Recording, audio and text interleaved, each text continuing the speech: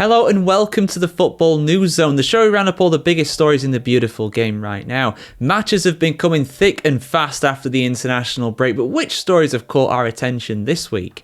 This week we react to Kevin de Bruyne announcing he's leaving Manchester City at the end of this season, and we ask whether he's the best Premier League midfielder of all time. The UK has been awarded the 2035 FIFA Women's World Cup. We're going to look into which stadiums could be on the selection for that tournament. And on top of that as well, we also go over the disgusting abuse that some players have been suffering recently online. James Tarkowski, I am talking about you. Unfortunately, he and his family have been subject to some horrific abuse online, and this has to stop, so we're highlighting it in this show as well. So all that and a whole lot more is coming up in today's show.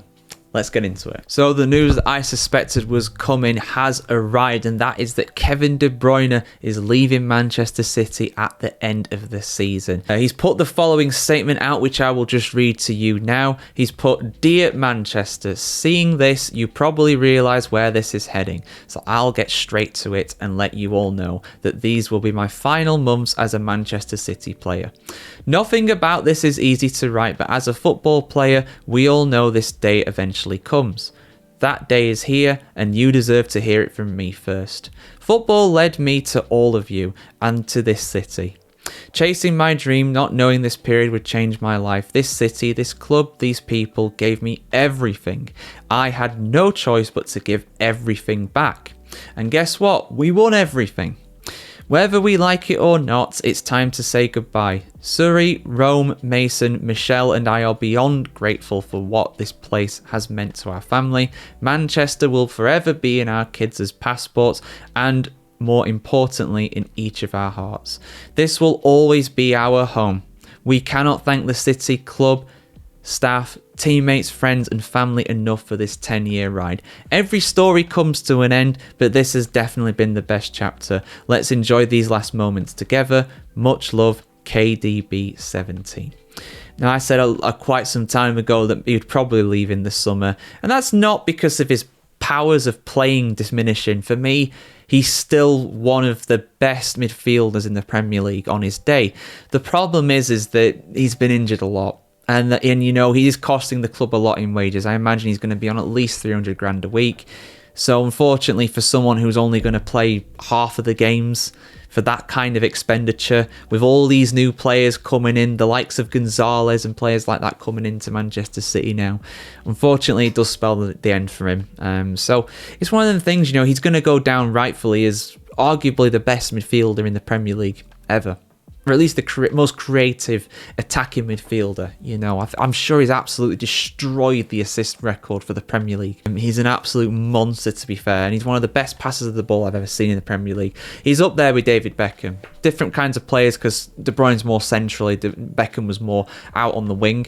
But, you know, the ability to find a pass and lay it on a plate for the striker. You know, him and Haaland a couple seasons ago, last season in fact, absolutely unstoppable. How may I assist you, sir? It was just basically like that every single game. So, you know, wish him all the best. He's going to go down rightfully as a Premier League legend. Where is he going to head next? Well, I mean, for me, it's probably going to go Saudi. You know, they'll pay him a lot of money to play every other game, if that. I mean, look at all the money they just wasted on Neymar. The guy scored one goal in 2 or 3 years. So I would wager pretty heavily he's going to go somewhere like Saudi, somewhere like that. Somewhere where it's not as intense of a league, the standard isn't quite as high. He's not going to go to a European super club. Like I said, he is good enough on his day, but the thing is, no super club is going to want him at this age with his recent injury record. They're just not. It's just the reality of things.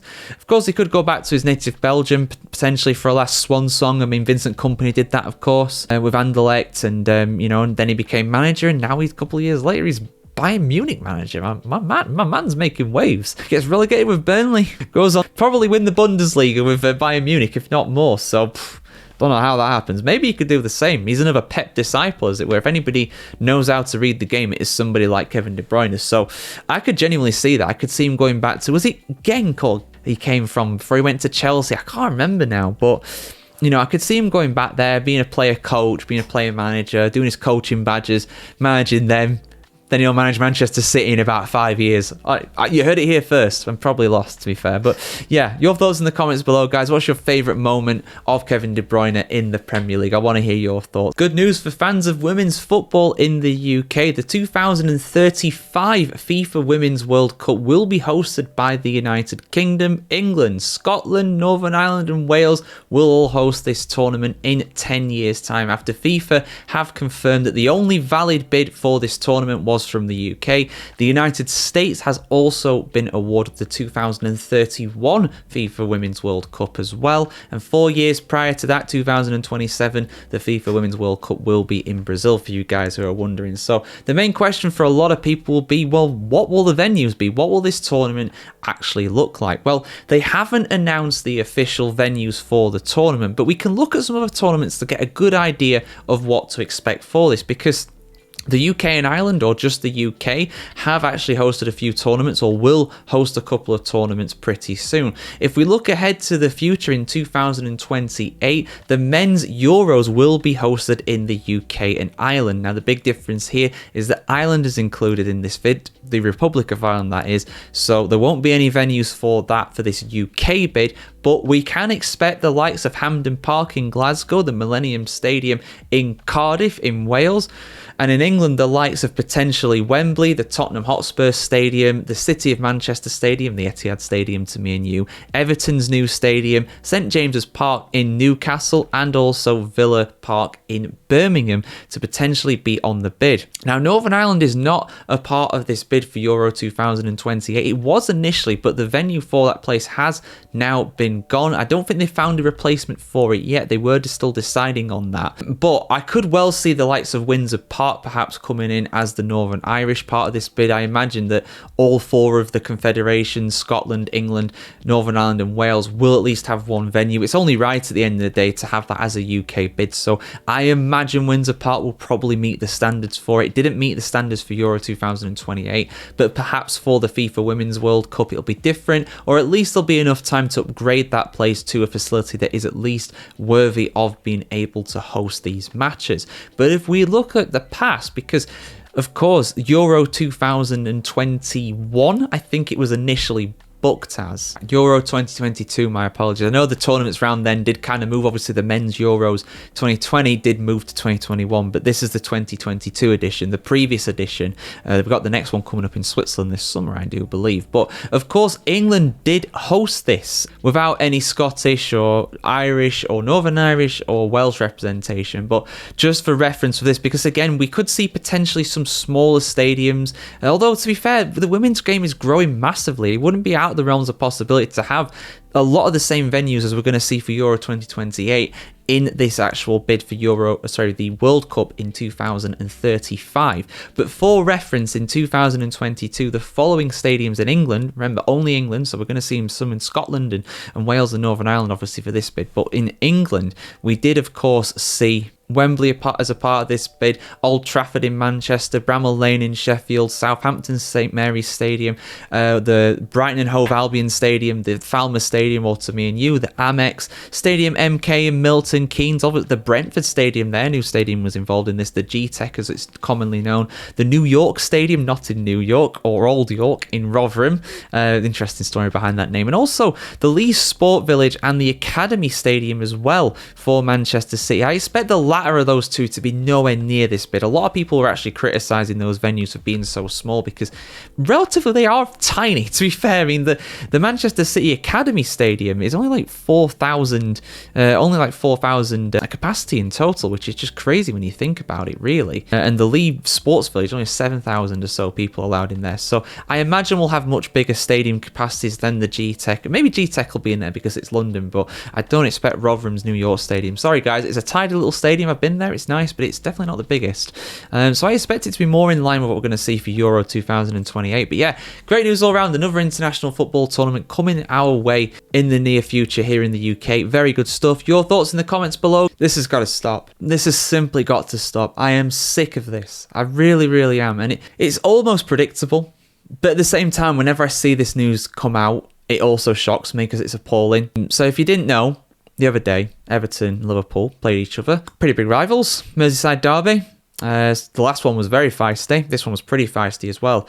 Partly because of an early challenge from James Tarkowski, the defender for Everton. And, everybody with two eyes could see that, or even one eye for that matter. In fact, you know what? I think even Stevie Wonder could have seen that was a red card. He should have been sent off. Somehow he got a yellow card. VAR did not intervene and tell the referee that was a red card.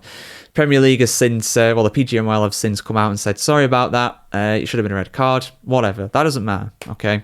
But that was the catalyst for these absolute dregs of society, these ne'er-do-wells, these scum. Let's just call them scum because they are, to come out and give death threats to James Tarkowski. Now, of course, what Tarkowski did was wrong, but it's football. People make mistakes. People get sent off. Just ask Sergio Ramos. Pretty sure he's already been sent off over in Mexico for like the 50th time in his career. It happens, and he should have been punished for it, sure. Death threats though? Come on, man. I know we say that football is much more important than life and death, but really? Really? Let's have a look at the article here on the BBC Sport, guys. Let's just read out what's been said and what's been happening. And obviously, I don't think I'll be able to actually go into details about the posts that were made. They're probably deleted now anyway, because the cowards do try to retreat back into their shells, back into their basements when this sort of thing does come to light. So I don't think I can show you anyway. But anyway, let's have a look at what's been said here, guys. Because like I said, this is embarrassing. This is deplorable. Shocking. Really, really is. But it's nothing new. Everton have condemned death threats made towards James Tarkowski and his family following the defender's tackle in Wednesday's Merseyside derby at Anfield. Tarkowski was booked for a late challenge on Liverpool midfielder Alexis McAllister, but the Premier League's refereeing body later said he should have been sent off. Everton Football Club is aware of threats made towards James Tarkowski and his family on social media. I mean, it's bad enough to saying this to him. To his family, though? Come on, man. Such behaviour is completely unacceptable and has no place in football or society, read a Toffee statement. The club is liaising with James and his wife Samantha and stands ready to engage with social media companies and assist the police with any potential investigation. Everton strongly condemns any form of online or offline intimidation, threats or abuse directed at players, staff or their families. Tarkowski's wife Samantha said the abuse was beyond disgusting in an Instagram post. The level of abuse my husband is receiving, wishing death threats on him, vile comments about me, about us as a couple, and about him as a person is beyond disgusting, she said. People forget that he is more than just a footballer. He is a husband, a son, a brother, a friend, and most importantly, the father of two of our children. He's a human as well. Just don't go saying this to people. Football is a sport, but the way some so-called fans behave is disgraceful. The abuse, the threats, it's not passion, it's pathetic. We're real people and this goes beyond football. Tarkowski was seen speaking to McAllister on the pitch after the final whistle and said the Argentina international has accepted his apology. I spoke to him and apologised because it was not a great tackle, he told Premier League Productions. When the ball fell between us, I thought that he was going to come and I was expecting it to be an old school 50-50 challenge, but he pulled out at the tackle and as I lunged, I followed through in and I caught him pretty high. I apologised to him and he accepted it, so not a great one from me. It happens. It happens. It was a mistake. It's a derby. It's feisty. You got to give 110%. It's just one of them games. And again, I don't want to assume, but I would think that these tweets, these posts, are most likely from Liverpool fans, given the fact this was against Liverpool, given the fact that Liverpool don't like Everton.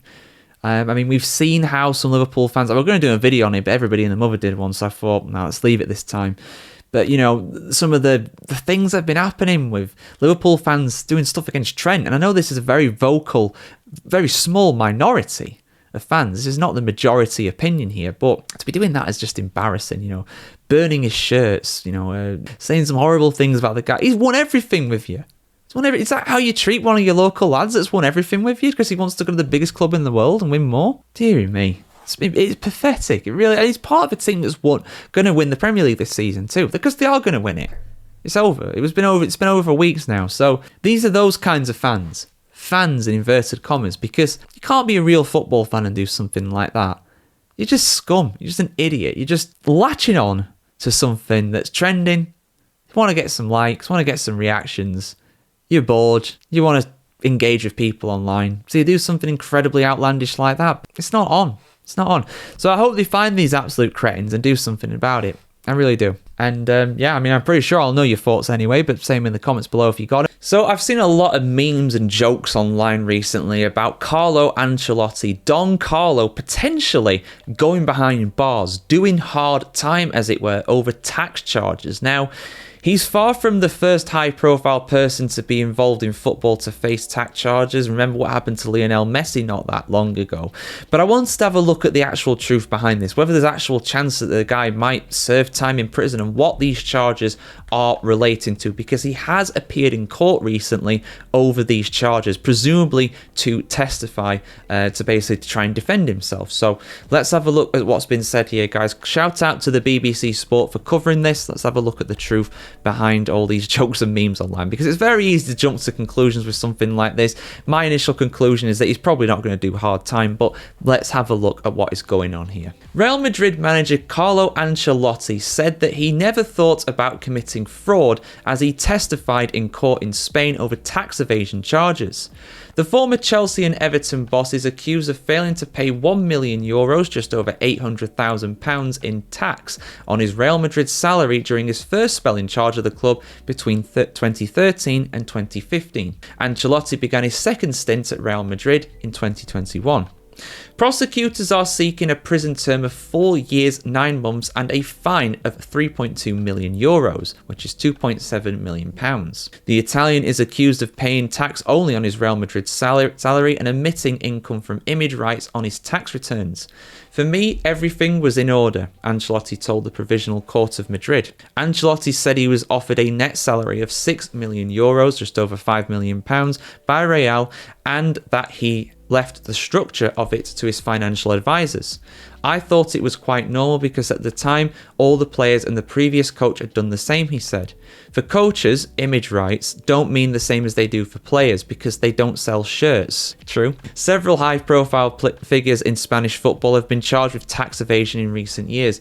Barcelona forward Lionel Messi was fined over €250,000 in 2017 after initially being given a 21-month prison sentence.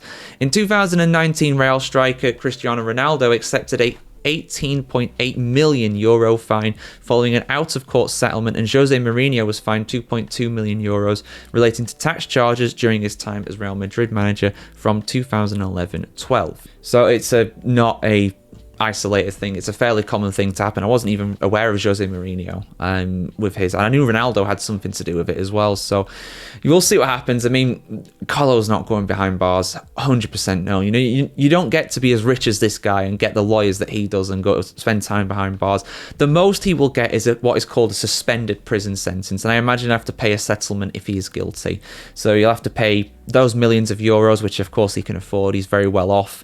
I mean, we know what his salary was 15 years ago. It's going to be on a lot more than that now. You know, he's going to have to pay a fine most likely if he is guilty, and also have a suspended prison sentence, which basically means that if you do it again, if you do something similar again, then, or, you know, if you do tax evasion again or something like that, then you would do time behind bars, but you could have a year prison sentence, for example, suspended, and you can still walk free. You can still go about your daily life. So I imagine that's probably what's going to happen with Carlo if he is guilty. Obviously, if he is innocent of this, he will be proven innocent, and we'll bring you any kind of updates that we find here on thefootballchronicle.com. The cycle of ineptitude. And listen, I love Barcelona, right? You know, I've been to the city a lot. I think it's a fantastic place. I've been to the stadium 2 or 3 times to do the tour.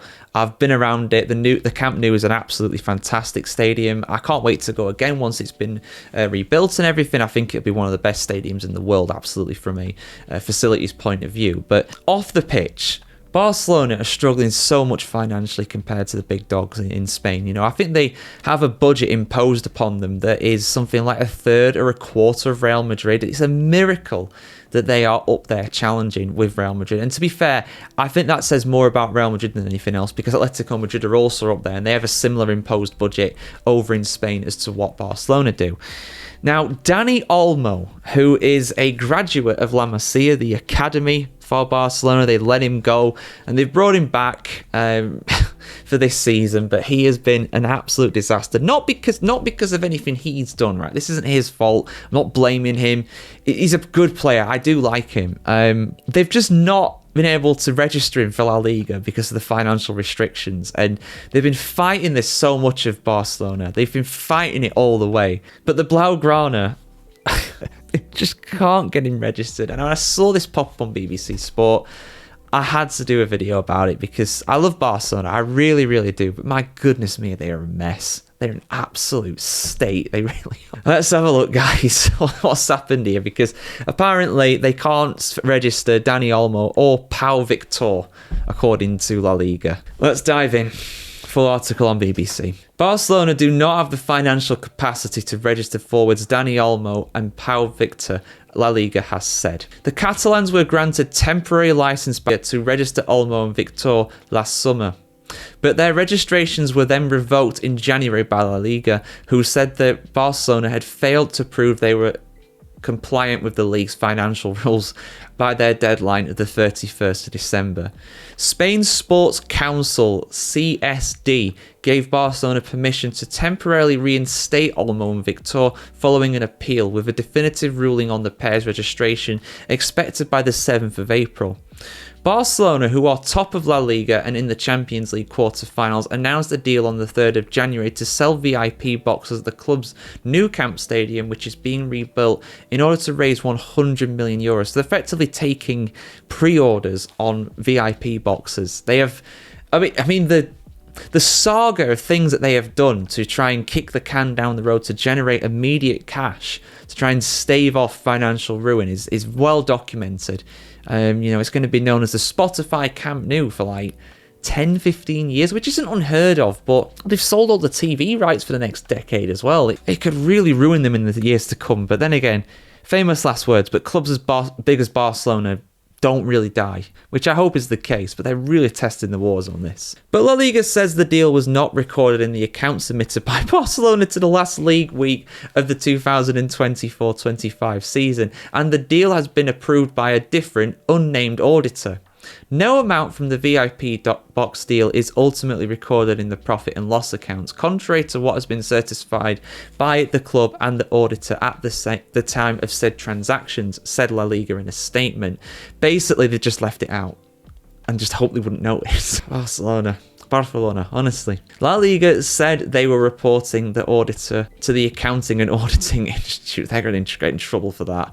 Barcelona did not have on the 31st of December 2024 or on the 3rd of January 2025, nor has it since that date, nor does it currently have the financial fair play capacity for the registration of the player of Dani Olmo and Pau Victor, La Liga said. Basically, for those that don't know as well, they have a kind of similar system to what they do in most European leagues, with proper sustainability and all that.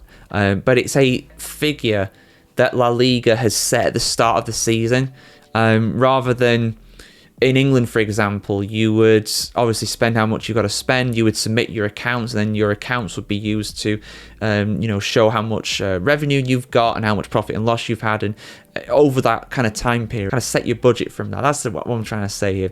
Finances, man, they're complicated. They're not easy, but that's basically it. But La Liga does enforce that from the start of the season, so hence they're saying, well, no, you've gone over budget because of Dani Olmo. You can't actually register him, and it's the same for Vitor as well.